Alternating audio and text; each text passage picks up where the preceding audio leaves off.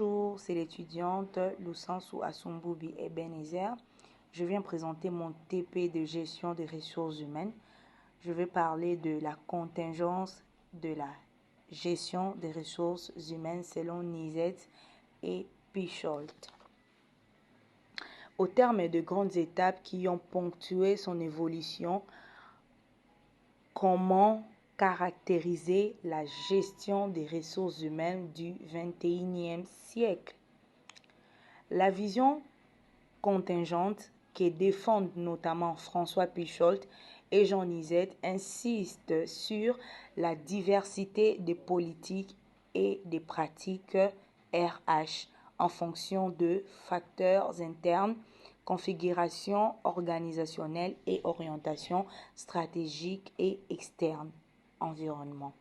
Ces auteurs distinguent ainsi 5 modèles. Les modèles arbitraires où l'informel domine dans les pratiques ressources humaines.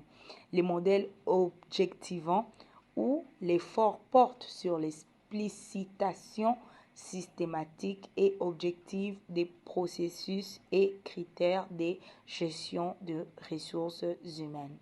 Les modèles individualisants qui reposent sur une individualisation de la relation d'emploi, rémunération personnalisée, gestion par les compétences, les modèles conventionnalistes où les critères d'action et des décisions sont les résultats des discussions collectives ou conventions, et les modèles valoriels qui est surdéterminé par l'identification des membres d'une organisation à ses valeurs et sa mission.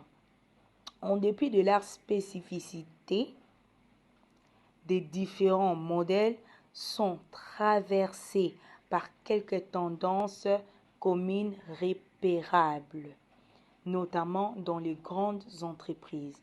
Des effectifs en diminution, une informatisation de procédures et plus généralement un re-engineering de la fonction avec centralisation de ses dimensions les plus stratégiques, responsabilisation des managers intermédiaires et externalisation, automatisation de ces dimensions administratives.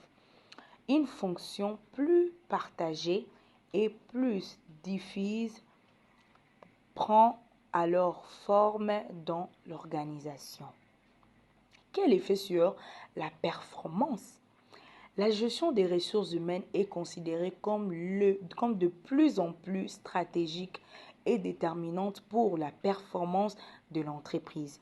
Pour autant, cette considération demeure encore assez largement implicite, ou autrement dit, la nature stratégique de la gestion des ressources humaines reste un sujet d'étude. Sur un plan théorique, la question de la contribution de la gestion des ressources humaines à la performance de l'entreprise est débattue autour de 3 perspectives. La perspective universaliste qui suppose que certaines pratiques des GRH sont supérieures à d'autres et que toutes les organisations gagneraient à adopter ces best practices. La perspective contextualiste qui avance l'idée selon laquelle, pour être efficaces, les pratiques de GRH doivent être cohérentes avec d'autres dimensions de l'organisation et notamment sa stratégie. La perspective configurationnelle qui stipule que certains agencements ou grappes des pratiques RH s'avèrent plus performants que d'autres effets de synergie. En pratique, les caractères stratégiques de la gestion des ressources humaines est régulièrement remis en question au-delà de discours qui les prônent par les décisions des entreprises qui semblent souvent appréhender les dimensions ressources humaines comme des variables d'ajustement a posteriori bien plus que comme de variables intégrées dans le processus de décision. Les outils développés pour l'aide à la décision stratégique sont à ce titre évocateurs. Ils prennent peu ou mal en compte les dimensions ressources humaines, si ce n'est au travers de récentes perspectives d'analyse fondées sur les ressources.